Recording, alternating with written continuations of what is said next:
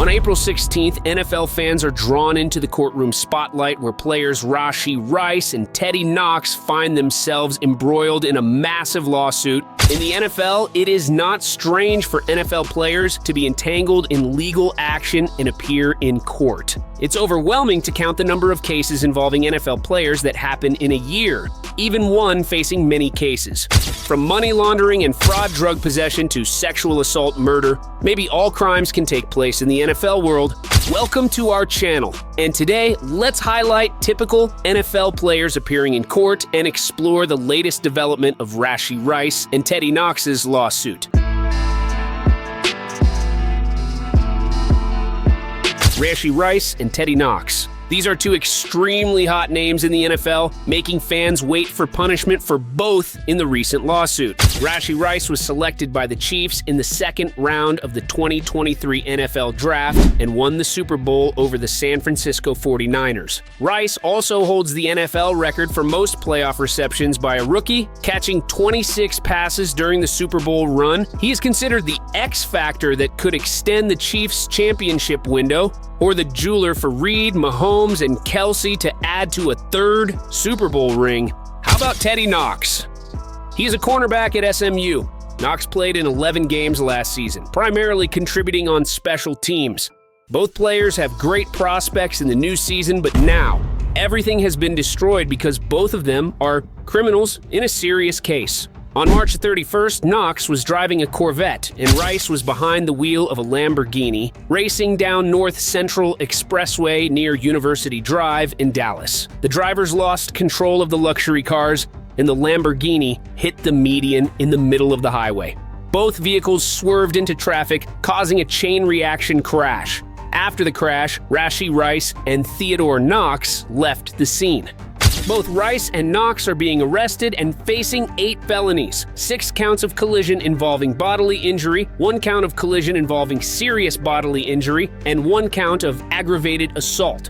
Recently, 2 of the victims of the March 30 car accident, Irina Gromova and Edvard Petrovsky, are suing the players in Texas for over $1 million in actual damages and $10 million in punitive damages. The lawsuit states that Irina Gromova and Edvard Petrovsky suffered trauma to the brain, lacerations to the face requiring stitches, multiple contusions about the body, disfigurement, internal bleeding, and other internal and external injuries that may only be fully revealed over the course of medical treatment.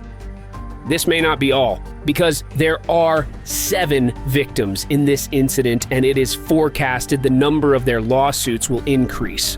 While waiting for the verdict to be issued, the initial punishment comes to them. Earlier Monday, Chiefs coach Andy Reid said that the team expects Rice to participate as they began their off-season program Monday with virtual meetings. Reid wouldn't say whether the Chiefs were planning on having Rice participate later in the spring when they moved the program to Kansas City. Of course, if Rice receives a heavy sentence, his career at the Chiefs in the new season will be completely broken. And for Knox, he has been suspended from the SMU football team. Sergio Brown. The lawsuit of Rashee Rice and Teddy Knox isn't the only event being in the limelight in the NFL this year. In January, Sergio Brown, the former NFL player and Proviso East standout accused of killing his mother, appeared in court. His crime is one of the most cruel in life. Kill the person who gives birth to us. This is an unforgivable act. Sergio Brown, who graduated from Proviso East High School in Maywood, played college football for Notre Dame before his time with the NFL. He played defensive back from 2010 through 2016 with the New England Patriots, Indianapolis Colts, Jacksonville Jaguars, and Buffalo Bills. According to a press release from the Maywood Police Department, Sergio Brown and his mother, Myrtle, were reported missing on September 16th by family members and law enforcement authorities. A search of their Maywood, Illinois home ultimately led to the discovery of Myrtle's body in a creek not far from the residence they shared. DNA evidence from 2 men was found under Simmons Brown's nails. According to prosecutors, one was a DNA match found on Brown's toothbrush. Brown was initially apprehended on October 10, 2023, in San Diego, following a stay of over 2 weeks in Tijuana, Mexico. Brown later consented to extradition on October 12, 2023, and was transported back to Illinois. He was formally charged on October 24, 2023 in Maywood with first-degree murder and concealment of a dead body in the death of his mother. Earlier this year, his trial officially took place and forced him to pay the appropriate price for his crime. Orenthal James Simpson. According to the Word of God, every crime will be punished. However, this does not seem to be true for Simpson at the trial of the century. This is also the most shocking trial in American history. In the 1960s, Simpson became a college football star as a running back for the University of Southern California in Los Angeles. In 1968, he won college football's top award, the Heisman Trophy. Orenthal James Simpson played 11 seasons in the National Football League and was known as the Juice to his fans, but his sports legacy was tarnished forever in the 1990s after his ex-wife Nicole Brown Simpson and her friend Ronald Goldman were killed. On the night of June 12, 1994, Brown Simpson and her family had dinner at a Los Angeles restaurant. Ron Goldman, a waiter at that restaurant, went to Brown Simpson's home that night to return glasses her mother had left behind. Around midnight, Brown Simpson and Goldman were found stabbed to death at Brown Simpson's home. Simpson immediately became a suspect and was arrested, but you never know. The outcome of his trial left us all outraged. It happened in 1995. Simpson's trial transfixed the country. Defense attorneys claimed Simpson was wrongly accused, but prosecutors argued that Simpson was a controlling husband who abused Brown Simpson. Prosecutors also pointed to blood from the crime scene found in Simpson's car and home, and the fact that he was unaccounted for more than an hour on the night of the killings. During the trial, the prosecution asked Simpson to put on gloves believed to have been worn by the killer, but they didn't appear to fit properly. Defense attorney Johnny Cochran famously told the jury in his closing argument, "If it doesn't fit, you must acquit." On October 3, 1995, Simpson was acquitted of all criminal charges. This is truly a funny and ridiculous thing. Darrell Henley. Do you know which player appeared in court and received the longest prison sentence? This is the sentence of Darrell Henley with 41 years.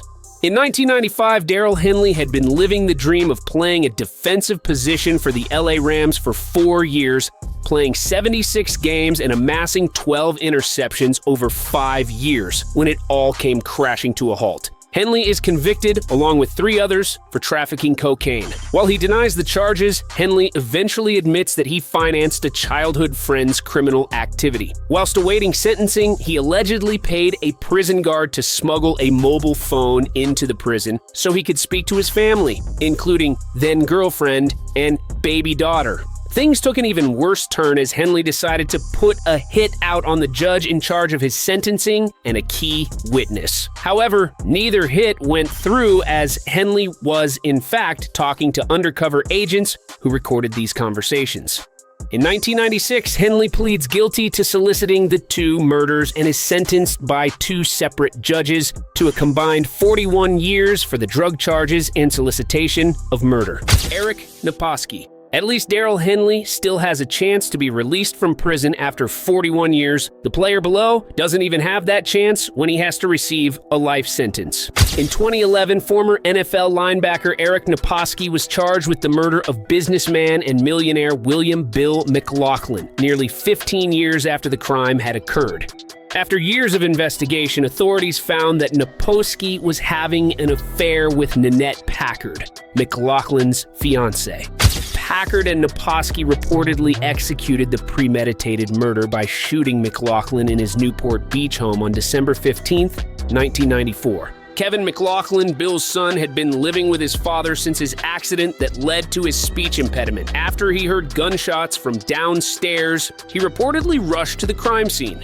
Kevin found 6 9mm bullet casings scattered across the kitchen floor. He then alerted the authorities, who began the investigation that took 1.5 decades to conclude. Packard became a suspect in the case. Over the years, investigators also suspected Kevin McLaughlin because of his history of alcoholism.